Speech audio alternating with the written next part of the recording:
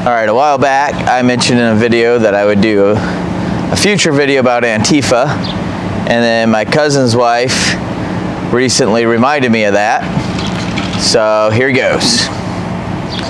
If you may or may not remember from like middle school or high school history class discussing the 1920s and 1930s Germany leading up to World War II and discussing the brown shirts. They're not the subject of this story, but they're an important part. You gotta understand them in order to understand Antifa. Alright, you have the brown shirts. They worked for the Nazis. The Nazis are National Socialist. Brown shirts were National Socialist. They fought the black shirts, and street crime, riots, beating each other, stabbing each other. Eventually the black shirt or brown shirts replaced some of the policing in Germany, but those were the National Socialists. Now they were, like I said, they were fighting the black shirts. Sorry for the background noise, trucks driving by with a loud radio. I don't know if you can hear that or not, but sorry if you can. Anyway, they were fighting the black shirts. Black shirts were globalist socialists, I guess. They're what you think of when you think of most socialist, like the Soviet Union, and they were actually backed by the Soviet Union. Well, in order to say that they were the true socialist, as opposed to National Socialism, they wanted to say, hey, we're National Socialist, or we're International Socialist, and we're the true socialist. So they were labeled the National Socialist as fake socialist and fascist. And then they started calling themselves the anti-fascist. And that's where we get the modern day Antifa. Now they went underground during and or fled during Nazi Germany. A lot of them ended up in Soviet Union and a few other countries. They've caused problems all over the world, or all over Europe ever since then.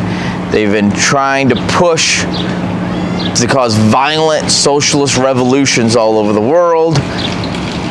They're very good and very well practiced and very well rehearsed at asynchronous warfare, which I should do another video about that later too. It's a complicated subject. Anyway, so the Nazis, or the Antifa then, when they came to the United States, they formed individual cells. That's part of how you fight an asynchronous war.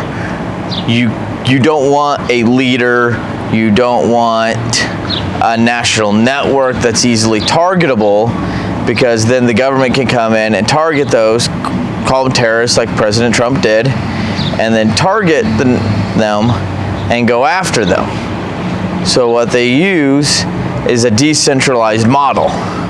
So they have a bunch of different cells that are all disconnected, but they all wear the same clothing. A lot of them have tattoos.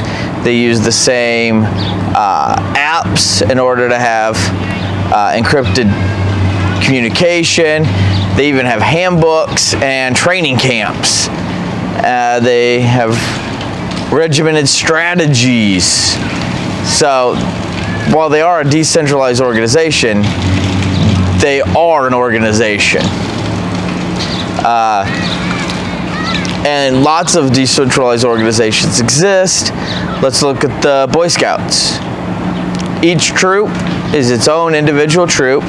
Each troop manages their own finances, manages their own meetings, meeting times, campouts, but they use the same book, the same uniform, the same requirements, and they do have a national organization that does pass down some rules, but a lot of the most of the rules, now the Boy Scouts, they had safety rules and stuff to protect kids, but most of the rules outside of the merit badge requirements for the Boy Scouts are led up by the individual troop.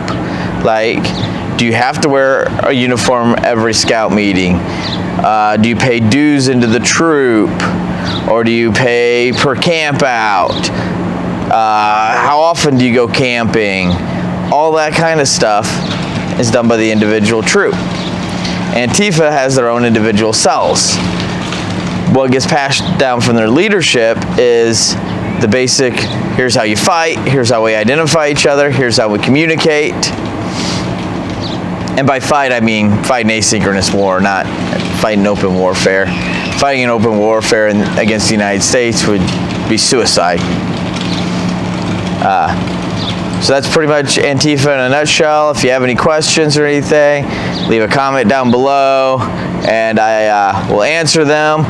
Maybe do a video answering them. And in case you're curious, this behind me, these are Jerusalem artichokes. They're a native to Indiana. They're a sunflower, but they grow this like mutant potato thing underground.